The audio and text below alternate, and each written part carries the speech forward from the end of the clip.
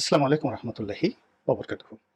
সম্মানিত দর্শক, বাংলাদেশের অন্যতম রাজনৈতিক দল এবং প্রাচীনত্বের দিক থেকে উপমহাদেশের প্রাচীনতম দল তো বটেই, আর বাংলাদেশের সবচেয়ে প্রাচীন দল, এমনকি আওয়ামী লীগের চাইতেও প্রাচীন জামায়াত ইসলামী। এই দলটি ব্রিটিশ ভারতে প্রতিষ্ঠিত হয়েছিল মাওলানা আবুল আলা মওদুদী কর্তৃক। পরবর্তীতে তারা পাকিস্তানে আসে এবং বাংলাদেশেও রাজনীতি তারা শুরু করে এবং তাদের সেই সুদীর্ঘ যাত্রাপথে বহু বাধা বিপত্তি তারা অতিক্রম করেছে। ভারতে করেছে, পাকিস্তানে করেছে, বাংলাদেশে করেছে এবং এরপরেও রাজনীতি থেকে এখনো পর্যন্ত তাদেরকে কেউ উচ্ছেদ করতে পারেনি। অনেক জায়গাতে হয়তো তারা সফল হতে পারেনি, কিন্তু তারা যে নীতি এবং আদর্শ যেটি ধারণ করে, সেই নীতি এবং আদর্শের ভিত্তিতে সারা দুনিয়ার মুসলিম যে দেশগুলো, সব জায়গাতেই এই মতাদর্শের রাজনৈতিক দল আছে এবং তারা কোনো কোনো দেশে খুবই প্রভাবশালী। এবং এখন যে তুরস্কে যারা রাষ্ট্র চালাচ্ছে, এরদোয়ানের যে দল, এরা এই জামাত মতাদর্শের দল। আবার যারা সেই মিশরে ক্ষমতায় এসেছিল প্রথম গণতান্ত্রিক সরকার, মুসলিম ব্রাদারহুড, এটাও জামাতের সিস্টার কালচার, মানে জামাতের অন্য নাম। তো এরকম পাকিস্তানে যারা রাজনীতি নিয়ন্ত্রণ করছে বিভিন্ন নামে, মূলত তারা জামাতের B team, C team, D team. সেখানে মোরাললেস জামাত রাষ্ট্র ক্ষমতা সরাসরি নেই, দল হিসেবে খুবই ছোট, কিন্তু তাদের মতাদর্শটা সেখানে খুবই শক্তিশালী। এখন সেই মতাদর্শটা কি? সেই মতাদর্শটা হলো ইসলামাইজেশন। এখন ইসলামাইজেশন তো বাংলাদেশে বা সারা পৃথিবীতে বিভিন্ন সবাই করছে। যেমন আমাদের দেশের ইসলামী শাসনতন্ত্র আন্দোলন বাংলাদেশ, তাদের বিশাল সংগঠন, চরমনাই পীর সাহেবের। তারপর আটরশির হুজুরের জাকির পার্টি, এরপরে আরো অনেকের, এই যে এখন ফুলতলি পীর সাহেব হুজুর এখন সংসদে আছেন তিনি। তারপর মাইজ ভান্ডারির যে নজিবুল হক মাইজ ভান্ডারি আছেন, তাদের দুটো রাজনৈতিক দল আছে। এরকম অনেক ইসলামিক দল বাংলাদেশে আছে। তো তারা না হয়ে কেন জামাত এত আলোচনায় আসে? এর কারণটা হলো, জামাত যে রাজনৈতিক মতাদর্শটা ধারণ করেন, এটাকে তাদের যারা ফাউন্ডার, এই মতাদর্শের ফাউন্ডার, তারা কেবলমাত্র রাষ্ট্র ক্ষমতা নয়, একটা ডাইনেস্টি তারা প্রতিষ্ঠা করে ফেলেছে। আজকের যে সৌদি আরব, এই সৌদি আরবের যিনি প্রতিষ্ঠাতা, আধুনিক সৌদি আরবের, তো সেই বাসা আব্দুল আজিজ ইবনে সৌদ। তো আব্দুল আজিজ ইবনে সৌদ আধুনিক এই রাষ্ট্র ব্যবস্থাটা কায়েম করেছেন, এই রাষ্ট্রটি। কিন্তু এই রাষ্ট্রটির আগে, এমনকি অটোম্যান সাম্রাজ্যের যুগে, এই ইবনে সৌদ পরিবার, ইবনে সৌদ পরিবারের যে আদিপুরুষ, তো তিনি এই বেদুইন সম্প্রদায়ের মধ্যে স্থানীয়ভাবে বিশাল এক রাজত্ব তিনি কায়েম তখন করেছিলেন, যেটাকে আজকে যে নস্ত বা রিয়াদ অঞ্চল বলা হয়। তো রিয়াদ এবং সৌদি আরব যারা থাকেন দেখবেন, রিয়াদের এই এলাকাটা নস্ত এবং হাইল, আরেকটা জায়গা আছে হাইল। তো নজদ এবং হাইল, এই দুটো এলাকায় ইবনে সৌদ পরিবারের কর্তৃত্ব ছিল। এমনকি সুদীর্ঘকাল পর্যন্ত তারা কুয়েতের উপর কিন্তু কর্তৃত্ব রেখেছিল, পুরো ব্রিটিশ জমানাতে এবং অটোম্যান সাম্রাজ্যের জমানাতে। তো সেই জমানাতে আব্দুল ওহাব নজদি একজন সংস্কারক, ইসলামিক স্কলার এবং জামাত যে মতাদর্শ পরিচালনা করেন, সেই মতাদর্শের তিনি আদি পিতা। তো ওই উনার সঙ্গে ইবনে সৌদ পরিবারের একটা আত্মীয়তা হয়, সম্পর্ক হয় এবং দুজনে মিলে আজকের যে সৌদি রাষ্ট্রটি, সেই রাষ্ট্রটির ভিত্তি এবং বুনিয়াদ সেখানে প্রতিষ্ঠিত করে। এবং এটি সেই যখন রাষ্ট্র হিসেবে প্রতিষ্ঠিত হয়ে যায়, এই মতাদর্শটি পার্শ্ববর্তী সকল আরব উপদ্বীপীয় রাষ্ট্র এবং পরবর্তীকালে সারা দুনিয়াতে ছড়িয়ে পড়ে। এবং তারই প্রেক্ষাপটে ব্রিটিশ ভারতে আবুল আলা মওদুদী সাহেব, উনি নিজে, ওনার আরো কয়েকজন খুব ইসলামী স্কলার বন্ধু ছিলেন। তাদের মধ্যে আব্দুর রশিদ গাঙ্গুহি, খুব বিখ্যাত আলেম, ভারতবর্ষে তার চেয়ে এরকম মানে মানে পড়াশোনা জানা আলেম খুব কম ছিলেন। দেওবন্দ মাদ্রাসা, যেটা এটার প্রতিষ্ঠাতা তারা। আরেকজন ছিলেন সেই ভেস্তি জেওরের যে লেখক, তিনি। তো তারা সবাই মিলে এই যে জামাতের যে রাজনীতিটা শুরু করলেন, দেওবন্দ মাদ্রাসা প্রতিষ্ঠা করলেন এবং সেটার কেন্দ্র করে পাক ভারত উপমহাদেশে যে পুরো শিক্ষা ব্যবস্থাটা, আলিয়া মাদ্রাসার যে শিক্ষা ব্যবস্থাটা, এটা এখনো পর্যন্ত জামাত নিয়ন্ত্রিত। ভারতে, পাকিস্তানে এবং বাংলাদেশে। এখন আপনি কটা আলিয়া মাদ্রাসা বন্ধ করবেন? কারণ ওখান থেকে যা পড়ানো হচ্ছে, সিলেবাস হচ্ছে, এটা বোঝার জন্য এটাকে চেঞ্জ করা, এটা ব্রিটিশ ভারতের ওয়ারেন হেস্টিংসও পারেননি, লর্ড ডালহৌসি পারেননি।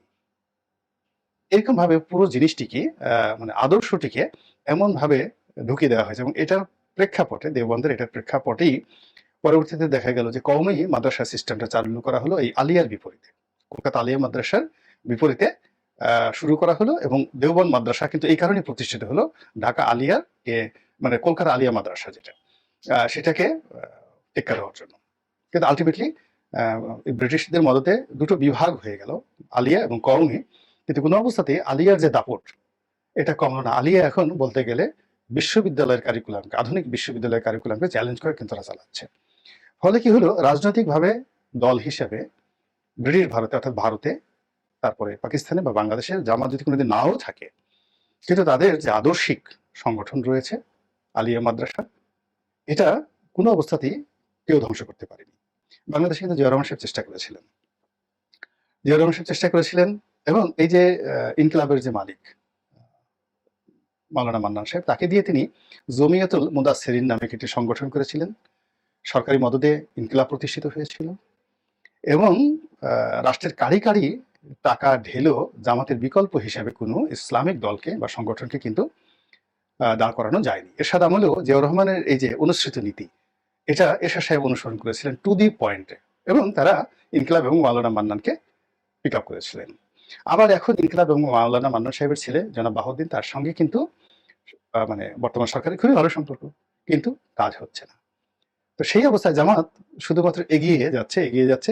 আর এখন সরকার কি করলো, দেশের একেবারে ক্রান্তিকালে, যখন সরকারের কার্যত তার হাতে কোনো এক্সিকিউটিভ ক্ষমতা নেই, সরকারের নৈতিক যে মনোবল শূন্যের কোঠায়, অধিকন্ত সরকার এই সময়টাতে যে ভীত সন্ত্রস্ত অবস্থায় পড়েছে, এটা আওয়ামী লীগ জন্মের পরে কখনো আওয়ামী লীগের নেতাকর্মীরা এইরকম অস্বস্তিকর এবং ভীতিকর অবস্থার মধ্যে পড়েনি। তো ঠিক সেই সময়টিতে তারা এই জামাত নিষিদ্ধ করার একটা সিদ্ধান্ত নিয়ে বসলো। তাও আবার কি 14 দলের বৈঠকে। কারা বৈঠকে উপস্থিত ছিলেন? জনাব হাসানুল হক, জনাব রাশেদ খান মেনন এবং জনাব দিলীপ বড়ুয়া। তো ওনারা যে কোনো কারণেই হোক আওয়ামী লীগের প্রতি প্রচন্ড বিরক্ত। তারা বিভিন্ন সময় অপমানিত হয়েছেন, লাঞ্ছিত হয়েছেন, এবং তাদের রাজনীতির যে দুনিয়া, এটা আওয়ামী লীগ রীতিমতো খেয়ে দিয়েছে। জাতীয় পার্টিকে খেয়ে দিয়েছে, এদেরকেও খেয়ে দিয়েছে। তো এদের সঙ্গে আওয়ামী লীগের কোনো যোগাযোগ নেই, কার্যত তৃণমূল পর্যায়ে নেই, কেন্দ্রীয় পর্যায়ে নেই। এখন আওয়ামী লীগের বিপদের সময় তাদেরকে যখন ডাকা হয়েছে, এই সময়টিতে হঠাৎ করে এই 14 দলের বৈঠকে যখন এরকম একটা সিদ্ধান্ত আসলো, তখন অন্যরা যারা জামাত সম্পর্কে জানেন না, রাজনীতিতে ইসলামাইজেশন সম্পর্কে জানেন না, সারা দুনিয়াতে রাজনীতির সঙ্গে থিওলজি গত 1400 বছর ধরে কি করে কাজ করছে, মুসলিম থিওলজি কিংবা তার আগে খ্রিস্টান থিওলজি, সম্রাট কনস্টান্টাইনের জমানা থেকে, তো এর আগে সেই ফেরাউন জামানাতে ধর্ম সব সময়টাতেই, এমনকি এই যে পাক ভারতে যে মহাভারতের যুদ্ধ, এটা ধর্ম নিয়ে যুদ্ধ, আর তো কিছু ধর্মযুদ্ধ। এটা রাজনীতির সঙ্গে ধর্ম মহাকাল, হাজার বছর ধরে, 5000 বছর আগেও ছিল এবং এখনো আছে, আগামী দিনেও থাকবে। তো এটাকে আওয়ামী লীগ পৃথক করতে চাচ্ছে। এখন আওয়ামী লীগের যে সকল মন্ত্রী, মিনিস্টার, প্রভাবশালী আছেন, তাদেরকে নিয়ে যদি আপনি এই ধরনের প্রশ্ন করেন, দেখবেন যে একজন উত্তর দিতে পারবে না। এমনকি যারা বলেছে 14 দলের কর্তা ব্যক্তি, তারাও বলতে পারবে না। এই কাজটি কেন করেছে? আওয়ামী লীগকে বিপদে ফেলানোর জন্য। এবং আলটিমেটলি জামাত কিন্তু দীর্ঘদিন যাবৎ আওয়ামী লীগের এরকম একটা সিদ্ধান্তের অপেক্ষায় ছিল। কেন ছিল? প্রথমত হলো যে এরা এই জামায়াতে ইসলামের নামটি বাংলাদেশে পরিবর্তন করতে চাচ্ছে। কিন্তু সারা বাংলাদেশে জামাতের যদি 2 কোটি অ্যাক্টিভ নেতাকর্মী থাকে, তো তাদের মধ্যে এই নামটি একটা আবেগ, বা তাদের যে দাঁড়িপাল্লা, এই জিনিসটি তাদের একটা প্রতীকটি তাদের কাছে একটা আবেগের বিষয়বস্তু। তো তারা এই পরিবর্তনটা পেরে উঠছিল না। তারা কিন্তু সেই 2010-11 সন থেকে কিন্তু যুদ্ধাপরাধের বিচার যখন চলছে বা শুরু হলো, তখন থেকে তারা চেষ্টা চালাচ্ছে, কিন্তু নিজেদের মধ্যে তারা পারেনি। এবং না পারার হিসাবে একটা দল কিন্তু, যে এবি পার্টির মঞ্জু ঠুঞ্জু, এরা কিন্তু বের হয়ে গেল মূলত এই কারণে। ব্যারিস্টার রাজ্জাক সহ যে গ্রুপটি এখন জামাতের সাথে নেই, কিন্তু জামাতের যারা মূল যারা ক্ষমতা যাদের হাতে, তারা কিন্তু চেষ্টা করছে, কিন্তু সাহস করেনি। তারা চাচ্ছিল যে সরকার তাদেরকে নিষিদ্ধ করুক, সেই সুবাদে তারা একটা ব্রিদিং টাইম পাবে। সেই ব্রিদিং টাইম দিয়ে তারা বিএনপির সঙ্গে যোগ দিতে পারে, আলাদা একটা সংগঠন করতে পারে, কিংবা তারা ঘোষণা দিতে পারে যে না, আমরা রাজনীতি করবো না, আমরা আমাদের মতো করে চলবো। এবং যখন সময় এবং সুযোগ পাবে, যেটা বঙ্গবন্ধুর জামানাতে তাদেরকে নিষিদ্ধ করা হয়েছিল অতীতে, কিন্তু যখনই সুযোগ পেয়েছে এত শক্তিমত্তা নিয়ে তারা রাজপথে চলে আসছে, যেটা পরবর্তী রাজপথের কোনো দলই তাদেরকে অস্বীকার করতে পারেনি। এমনকি আওয়ামী লীগ সেই 1986 সনে তাদের সঙ্গে যুগপৎভাবে মিত্রতা করতে বাধ্য হয়, যে আওয়ামী লীগ তাদেরকে নিষিদ্ধ করেছিল। তো এই এরকম একটা সংগঠন, যে সংগঠনটি মূলত এটা আদর্শে চলে, একটা আদর্শে চলে। যেমন ধরুন বাংলাদেশে কয়েকটি স্কুল আছে, মানে স্পিরিচুয়াল স্কুল আছে, যেমন আহ, কাদেরিয়া তরিকা। আচ্ছা, কাদেরিয়া তরিকার কোনো সংগঠন নাই, অফিস নাই, কিন্তু কোটি কোটি ভক্ত আছেন কাদেরিয়া তরিকার। আপনি কি বলতে পারেন এই কাদেরিয়া তরিকার নেতা কারা, পীর কারা, মাশায়েখ কারা? আরেকটা তরিকা আছে চিশতিয়া, আরেকটা তরিকা আছে মুজাদ্দেদিয়া। তো কাদেরিয়া, চিশতিয়া, মুজাদ্দেদিয়া। আরেকটা তরিকা আছে আহলে সুন্নাত ওয়াল জামাত। মানে এই জিনিসগুলো আদর্শিক, তাদের কোনো সংগঠন নেই, কিন্তু কোটি কোটি মানুষ শত শত বছর ধরে এই তরিকার মধ্যে এরকম ভাবে অ্যাসেম্বল করা, যে কোনো এই তরিকার কোনো পীর মাশায়েখ সেই যেখান থেকে আসুক না কেন, কোটি মানুষ, 1 কোটি মানুষ 1 ঘন্টার মধ্যে বাংলাদেশে এক হয়ে যাবে, এক হয়ে যাবে। যেমন আব্দুল কাদের জিলানী রাদিয়াল্লাহু তাআলা আনহুর কোনো বংশধর যদি বাংলাদেশে আসে এবং জাস্ট 1 ঘন্টা সময় দেওয়া হয়, কাদেরিয়া তরিকার সমস্ত লোকগুলো একত্র হয়ে যাবে, যেখানে বলেন সেখানে, এরকম। তো এখন জামাতের যে বিষয়টি, এই জামাতের বিষয়টিও কিন্তু আজকে থেকে নয়, শুধু আবু হব নজদি থেকে নয়, মানে প্রায় সেই আরো আগে ইবনে কাসির থেকে, ইবনে তাইমিয়া থেকে। তো ইবনে তাইমিয়া, ইবনে কাসির, আবু হব নজদি, আবুল আলা মওদুদি, বাংলাদেশের গোলাম আজম, এই যে একটা ধারাবাহিকতা, এটা আগামী 500 বছর, 1000 বছরে কখনো আপনি এই আদর্শটাকে মারতে পারবেন না, কোনো অবস্থাতে মারতে পারবেন না। ফলে এরা ডে বাই ডে শক্তিশালী হবে, এবং সেই শক্তিশালী হওয়ার জন্য আওয়ামী লীগ করলো কি, তাদের এই এই সুযোগটা করে দিল। আর এই যে একটা চলমান রাজনীতিতে একটা ব্যালেন্স আছে, জামাত কিন্তু ফান্ডামেন্টাল রাজনীতিতে, মানে ধর্মভিত্তিক যে রাজনীতিতে, সেটা ইসলামিক রাজনীতি হোক, খ্রিস্টানিটি হোক, বৌদ্ধ হোক, বা ধর্মভিত্তিক যে সংগঠনগুলো বাংলাদেশে আছে, তার মধ্যে কিন্তু সে একটা ব্যালেন্স রাখছিল। যখনই আপনি একে সরিয়ে দিলেন, এত বড় একটা বিরাট শক্তি, মুহূর্তের মধ্যে পুরো সেক্টরটা কিন্তু ইমব্যালেন্সড হয়ে গেল, মানে ধর্মীয় সেক্টরটা। বিএনপি জাতীয় পার্টি ইমব্যালেন্স হয়ে আছে, আওয়ামী লীগ ইমব্যালেন্সড হয়ে আছে। ফলে রাজনীতি বলতে যা বোঝায়, সেই রাজনীতির যদি আমাদের দেশে কফিন রচনা হয়ে থাকে, কফিন তো যেটার মধ্যে লাশ রাখে, তো রাজনীতিকে আলটিমেটলি তো লাশ বানিয়ে দেওয়া হয়েছে। এর কোনো প্রাণ নেই, রাজনীতির কোনো প্রাণ এই মুহূর্তে নেই। তো সেই প্রাণহীন লাশটিকে যে বাক্সর মধ্যে রাখা হয়, সেটিকে বলা হয় কফিন। আর কফিনের মুখ বন্ধ করার জন্য সেখানে পেরেক মারা হয়। তো এই কারণে আমি যেটা বলেছি যে পেরেকগুলো মারা হচ্ছে, একেবারে সর্বশেষ পেরেকটা হলো মহাভুলের পেরেক। এই যাবৎ আওয়ামী লীগ যেগুলো রাজনীতিকে সর্বনাশ করার জন্য পেরেক মেরেছে, সবচেয়ে শেষ এবং ভয়াবহ পেরেকটি হলো এই জামাতকে নিষিদ্ধ করার সিদ্ধান্তটি। এবং আজকে এই যে কথাগুলো বললাম, খুব দ্রুতই এর ফলাফল আপনারা দেখতে পাবেন। আল্লাহ আমাদের সবাইকে হেদায়েত দান করুন এবং হেফাজত করুন। আসসালামু আলাইকুম ওয়া রাহমাতুল্লাহি ওয়া বারাকাতুহু।